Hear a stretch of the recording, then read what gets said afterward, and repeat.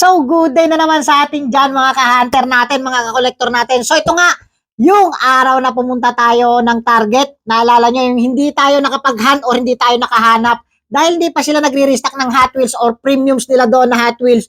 So, unang-una sa lahat, ito yung dalawang bumungad sa akin.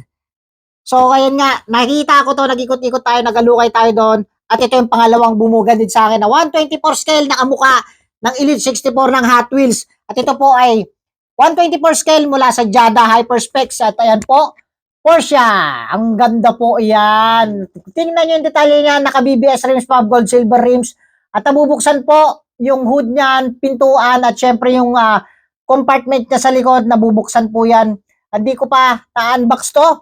Soon, i-unbox natin to. At syempre, ito pa nga, yung isa, Volkswagen the Originals. At ayan nga po, kakikit na mga kawabag nila dyan, Tito Pickup. At ayan nga po, ang gaganda ng mga Volkswagen na to, napaka-cute, may mga surfboard pa sa taas.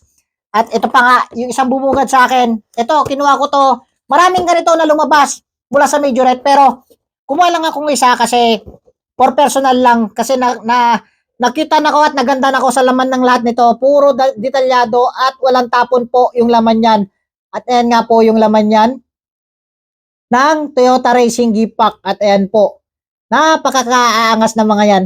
So ayan nga po yung mga nakuha natin sa araw na yon. At bigyan natin ng kapirasong montage tong dalawang to. So tara, let's go!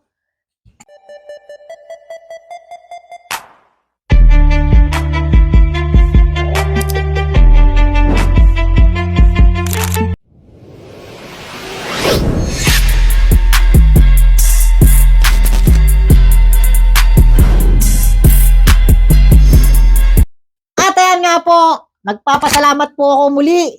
Hot Wheels Community, Diecast Community, followers, tagapanood natin dyan, maraming salamat sa mga nagsusubaybay ng aking mga video, sa mga grupo na pinag-share natin ng video, maraming salamat sa mga naka-appreciate ng aking video. So yun nga, see you sa next video guys.